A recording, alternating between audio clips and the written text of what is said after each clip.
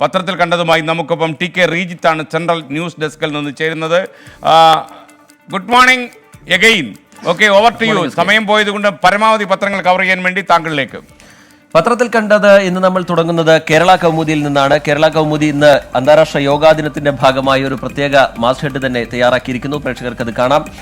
വാർത്തകളിലേക്ക് വരികയാണെങ്കിൽ ഏറ്റവും പ്രധാനപ്പെട്ട വാർത്തയായി മാറുന്നത് ഉറവിടമറിയാത്ത കോവിഡ് കേസുകളുടെ എണ്ണം കൂടുന്നു, സംസ്ഥാനം വലിയ ആശങ്കയിലേക്ക് നീങ്ങുന്നു എന്നതാണ് ഏറ്റവും പ്രധാനപ്പെട്ട വാർത്തയായി മാറുന്നത്. സമൂഹ വ്യാപനം കേരളം ഭീതിയിൽ എന്നാണ് അതിന് തലക്കെട്ട് നൽകിയിരിക്കുന്നത്. തിരുവനന്തപുരം ഉൾപ്പെടെ വിവിധ ജില്ലകളിൽ ഉറവിടമറിയാത്ത കോവിഡ് കേസുകൾ വർദ്ധിക്കുന്നത് സമൂഹ വ്യാപന ഭീതി ശക്തമാക്കുന്നതിനാൽ എല്ലാവരും വലിയ ജാഗ്രത പുലർത്തണമെന്ന് മുഖ്യമന്ത്രി പിണറായി വിജയൻ മുന്നറിയിപ്പ് നൽകി. രോഗത്തിന്റെ ഉറവിടം കണ്ടെത്താൻ കഴിയാത്ത 5 പേർ ഇതിനോടകം മരിച്ചിട്ടുണ്ട്. ഉറവിടമറിയാത്ത കേസുകൾ കൂടുന്ന തിരുവനന്തപുരത്ത് നിയന്ത്രണങ്ങൾ വളരെ കർശനമാക്കുമെന്ന് മുഖ്യമന്ത്രി പറഞ്ഞു. ഒപ്പം തന്നെ കടകംപള്ളി സുരേന്ദ്രനും അക്കാര്യം ഓർമ്മിപ്പിച്ചു. ആശങ്കയുടെ കണക്ക് എന്ന തലക്കെട്ടോടുകൂടി ഒരു ഗ്രാഫ് തന്നെ കേരള കൗമുദി ആ വാർത്തയ്ക്കൊപ്പം ചേർത്ത് നിർത്തിയിട്ടുണ്ട്. ഇതിൽ നമുക്ക് വ്യക്തമായി മനസ്സിലാവും. ജൂൺ 18-ാം തീയതി 97 പുതിയ രോഗികൾ.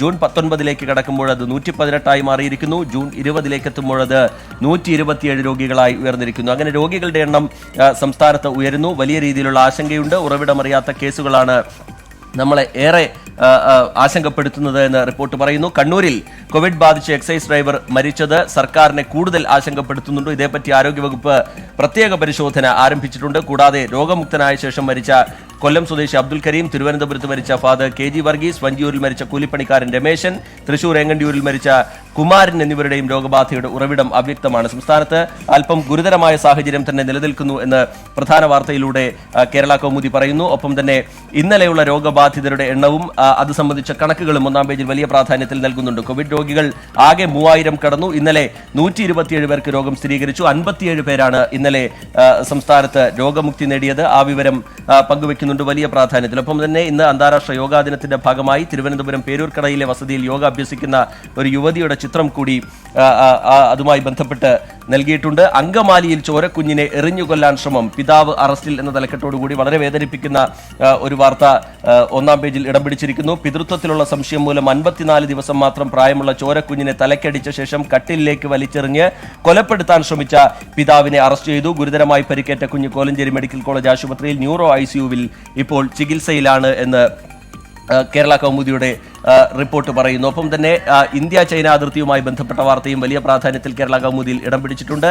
എന്തും നേരിടാൻ തയ്യാർ എന്ന വ്യോമസേനാ മേധാവിയുടെ പ്രസ്താവന ആ വാർത്തയ്ക്കൊപ്പം ചേർത്ത് നിർത്തുന്നു. ചൈനയുടെ വാദം തള്ളി ഇന്ത്യ. സർവകക്ഷി യോഗത്തിലെ പ്രധാനമന്ത്രിയുടെ പ്രസംഗത്തിന് മറുപടിയുമായി ചൈന ഗാൽവൻ താഴ്വര ഭാഗങ്ങളുടെ അവകാശവാദം ഉന്നയിച്ചതിനെ തുടർന്ന് ഇന്ത്യ അതിനെതിരെ പ്രതികരിക്കുകയായിരുന്നു. ആ വാർത്ത കൂടി ഒന്നാം പേജിൽ കേരള കൗമുദിയിൽ ഇടം പിടിച്ചിട്ടുണ്ട്. മാതൃഭൂമിയിലേക്ക് കടക്കുകയാണെങ്കിൽ മാതൃഭൂമിയിൽ ഏറ്റവും പ്രധാനപ്പെട്ട വാർത്തയായി മാറുന്നത് രാഷ്ട്രീയ യുദ്ധത്തിന് സൈബർ കൊട്ടേഷൻ എന്ന തലക്കെട്ടോട് കൂടി നൽകിയിരിക്കുന്ന ഒരു വാർത്തയാണ്.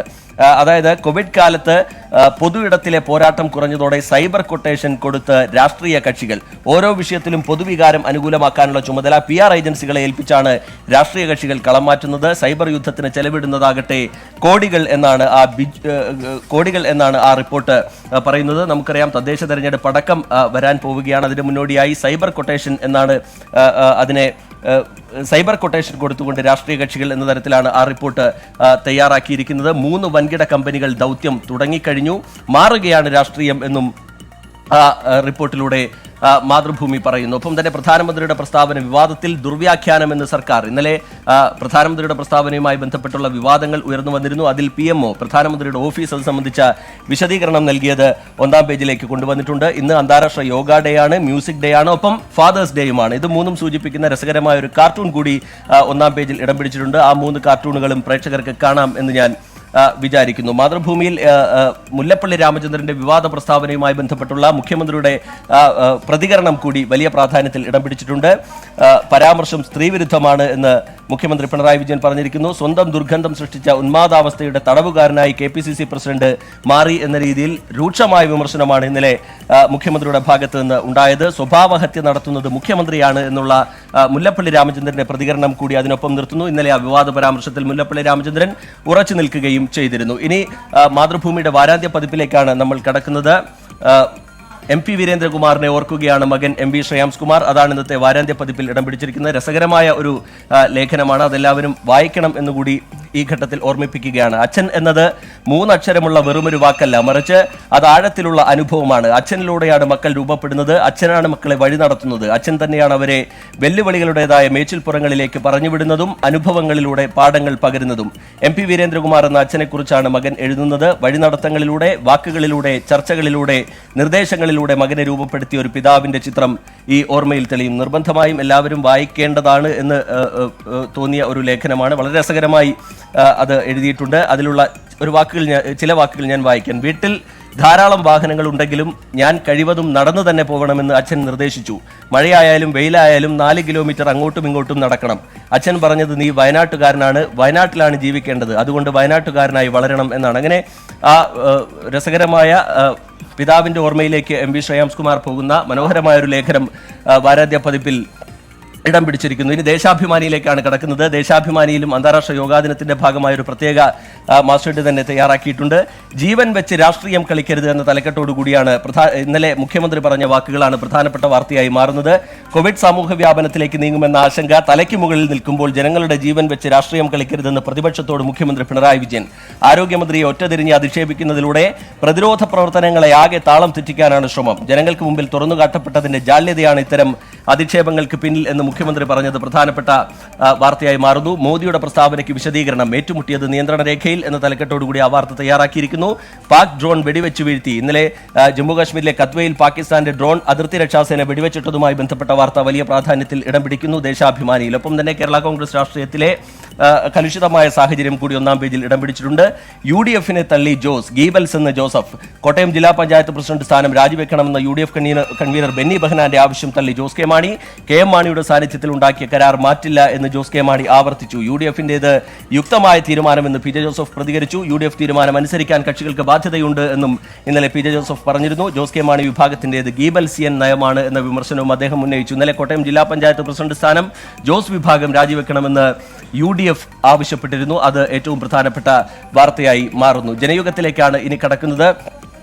പ്രധാനമന്ത്രിയുടെ പ്രസംഗത്തിന് പുതിയ വ്യാഖ്യാനങ്ങളുമായി PMO എന്നാണ് അത് സംബന്ധിച്ച വാർത്തയ്ക്ക് തലക്കെട്ട് നൽകിയിരിക്കുന്നത്. ഒപ്പം തന്നെ ഇന്നലെ പെട്രോൾ വിലവർദ്ധനവുമായി ബന്ധപ്പെട്ട്, പെട്രോൾ ഡീസൽ വിലവർദ്ധനവുമായി ബന്ധപ്പെട്ട് CPIയുടെ പ്രതിഷേധമുണ്ടായിരുന്നു. സമാനതകളില്ലാത്ത സമരരൂപമായി CPI ദേശീയ പ്രതിഷേധം എന്ന തലക്കെട്ടോടുകൂടി ആ വാർത്ത നൽകിയിരിക്കുന്നു. അതിന് നൽകിയിരിക്കുന്ന ചിത്രം തിരുവനന്തപുരത്ത് CPI സംസ്ഥാന സെക്രട്ടറി കാനം രാജേന്ദ്രൻ സമര പരിപാടികൾ ഉദ്ഘാടനം ചെയ്യുന്നതിന്റെ ചിത്രം കൂടി ഇടം പിടിച്ചിട്ടുണ്ട്. ഇന്നും പെട്രോൾ വില കൂടിയിട്ടുണ്ട് എന്നതാണ് ആ വാർത്തയ്ക്കൊപ്പം ചേർത്ത് പറയേണ്ട ഒരു കാര്യം.